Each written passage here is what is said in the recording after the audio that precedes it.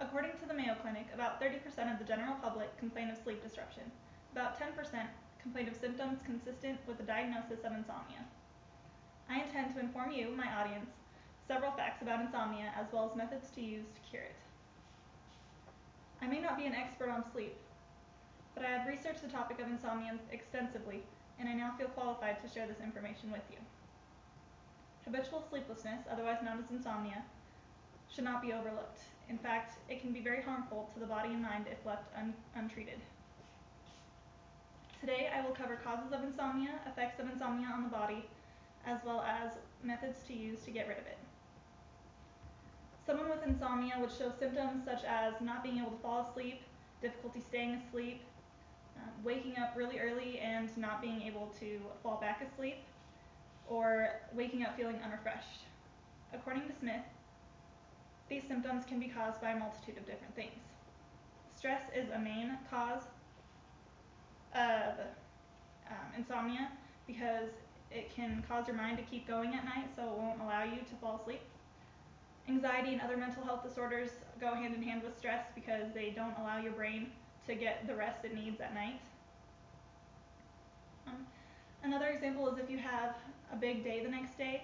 For instance, if you have a job interview or it's the first day of school, you may be worried about how much sleep you're going to get. So if you're worried that you're not going to be able to fall asleep, then you probably will not be able to fall asleep. Poor sleep habits are another cause. Your sleep schedule, activities before bed, and an uncomfortable environment for sleeping could be good causes of not being able to sleep at night.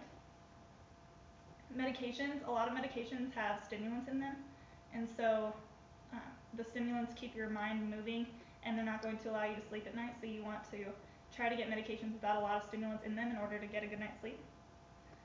Caffeine, nicotine, and alcohol. Caffeine and nicotine both have stimulants in them, so again, they're not going to let you sleep at night. And alcohol may be a sedative, but it's only going to help you fall asleep. It's not going to help you stay asleep. So you'll actually wake up in the middle of the night and you won't be able to get a good night's sleep. Once someone has trouble sleeping for a long period of time, it can be diagnosed as insomnia. According to Brewis, insomnia can have both short-term and long-term effects on the body. Short-term effects may include performance and alertness and cognitive impairment. So as Brewis said, if you just get 1.5 hours less sleep one night, then the next day you're going to have about 32% less alertness than you would on a normal day. Long-term effects could include high blood pressure, heart failure, obesity, learning disabilities, and the list goes on. According to Camille, 90% of people who are diagnosed with insomnia also have another serious health condition. Before insomnia gets to the point where it cannot be stopped or the effects cannot be reversed, one can follow some very simple yet impactful steps in order to get a good night's sleep and live a healthy lifestyle. Some of these fixes include not using pills or alcohol to fall asleep. So as I mentioned with alcohol, you're not going to be able to stay asleep once you actually fall asleep. And then sleep medications, they may solve your problem for that night, but you're not getting down to the root of the problem of why you can't fall asleep in the first place. Sleep in a quiet, dark, and cool room. If you're sleeping in a hot room on the floor with a lot of loud noises around you, you're not going to get a good night's sleep. Keep a regular sleep schedule. So for instance, if you're going to sleep at around 4 o'clock in the morning and then trying to wake up at 7 o'clock, you're going to have a terrible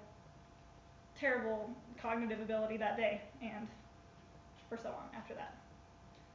Avoid taking naps in the middle of the day. If you sleep for 5 hours in the middle of the day, then you're going to be awake for most of the night, and then you're going to be sleeping for the whole day after that, and you're just getting yourself into a bad pattern. Avoid stimulating activities before bed, so don't go on a run, for instance. It gets the blood flowing and it's not going to allow you to fall asleep for a while after that. Avoid caffeine, nicotine, and alcohol. As I mentioned before, they're stimulants and they are not going to let you fall asleep, and then alcohol is going to keep you up at night. For those people that have chronic insomnia and none of the other simple fixes can help them, then they have a thing called cognitive behavioral therapy. And the thing that they use mostly with this is they actually deprive you of sleep and they allow you to have about 1 hour of sleep for one night, and then eventually they make the amount of hours greater and greater, and then you are getting about 8 hours of sleep every night, and that's your full night's sleep. So that's how they cure it. Before I close this up, let's recap. Insomnia is not something that should be overlooked. It can be a very serious thing, and if someone is feeling having troubles falling asleep and staying asleep, then they need to take steps in order to get a full night's sleep. As I explained to you through the causes and effects of insomnia, the body and mind could benefit greatly from simply sleeping in a dark room and not drinking coffee before bed. Now that you all know many facts about it, you will know how to get a good night's sleep if you ever find yourself feeling the horrid effects of insomnia.